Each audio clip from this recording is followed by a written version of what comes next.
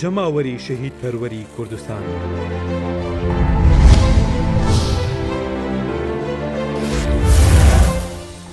کەس و کاری سەربەرزی شەهیدان. ئەمڕۆ ڕۆژی شەهیدی یەکێتی و شۆڕشی نوێ، ڕۆژی سەردانەواندن بۆ یاد و بیرەوەری گیانبازی نیشتیمانە کە ڕۆح و گیانی خۆیان بەخشی بە ڕزگاری وڵات و پارێزگاری لە خەڵک و خاچی کوردستان و لە هەموو وێزگەکانی تێکۆشاندا.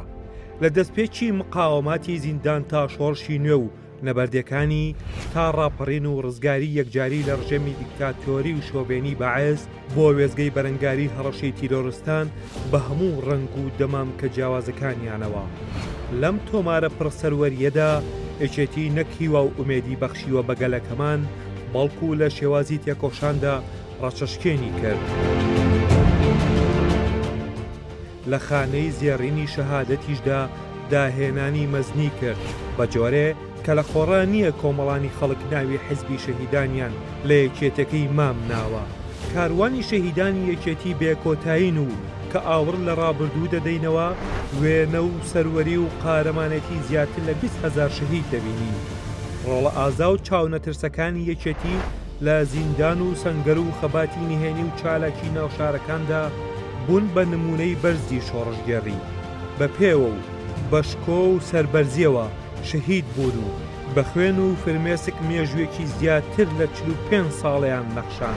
لەم ڕەوتە قوربانی دەرەدا هێشتا زۆر نەبوو شۆڕشی نێو و خەباتی یەکێتی دەستی پێکرده بوو.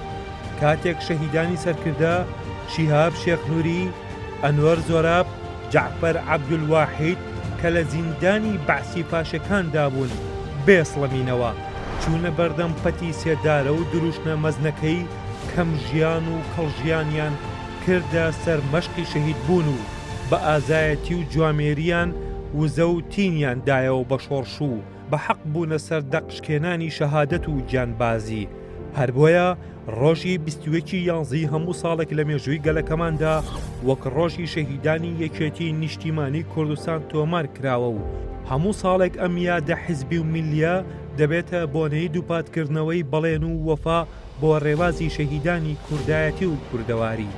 لە ڕۆژمێری ساڵدا ڕۆژێک شکنا بین یاد و بیرەوەری شەهیدبوونی قارەمانێکی یەکێتی تێدا نەبێت. سەنگەری نەبەردی و کونجی زیندان و شەقام و شار و گوندێک نییە لەم وڵاتەدا کە ڕۆڵەیەکی خۆنەویستی یەکێتی سەروەریەکی تێدا تۆمار نەکرد بێت و خوێن و خاچی ئاوێتەی خۆشەویستی کوردستان نەبوو بێت. ئەمڕۆ ڕۆژی هەموو شەهیدانی یەکێتی و شۆڕشی نێو و گەلەکەمانە بێ جیاوازی.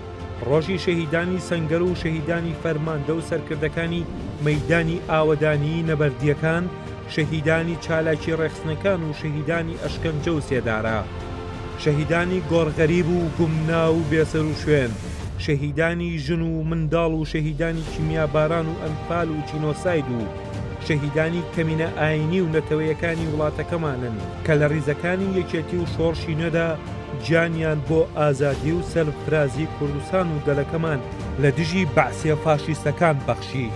ڕۆژی ئەو شەهیدانەیە کە کوردستان و مرۆڤایەتیان لە درڕندەی داعشە تیرۆرستەکان پاراست و خوێنی ئاڵیان بەسەر گڵ و بەردی کەرکووک و خانەقین و خورمات و گوڵاڵە و مەخمور و شنگال تا حەمرین بەجێما. گەلی کوردستانی تێکۆشەر بنە ماڵە شەهید پەروەرەکان لە خوشک و برا، دایک و باوک، هاوسەر و کچ و کوڕ و نەوەی شەهیدە سەربەرزەکانی یەکێتیەکەتان. ئێمە وەک یەکێتی نیشتیمانی کوردستان هەموو شەهیدانی ڕێگەی ڕزگاری کوردستان و کوردایەتی بەبێ جیاوازی بە شەهیدی خۆمان بە شەهیدی کوردستانیان دەزانین و بە تاجەگوڵینەی وەفا و ئەمەکداریەوە لە ئازگڵکۆکانیاندا سەری ڕێز و نەوازشدا دەنەوێنین و خۆشمان بە خزمەتکاری خێزان و کەسوکارە سەربەرزەکانیان دەزانین، بێدرێخ لە خزمەتی یادگارە شیرینەکانیاندا دەمێنینەوە. شەهیدەکانمان بۆ کۆمەڵێک ئامانجی پیرۆز گیانی خۆیان بەخت کرد کە بەشێک لەو ئامانجانە بەدی هاتوون و زۆرشی هێشتا ماون و پێویستیان بە خەبات و قوربانی زیاتر هەیە بۆ بەدی هاتنیان.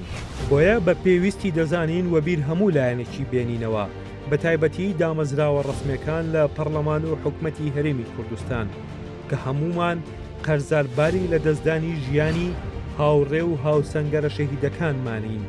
خێزان و کەسوکارە سەربەرزەکانیان ئەمانەتن لە ئەستۆی هەمووان کە دەبێت هەنگاوی کردەی زیاتر و زیاتر بنرێت بۆ دابینکردنی ژیانێکی سەربەرز و شەرەفمەندانە بۆیان و ڕێقی نەکرێ لە خزمەتکردنیان.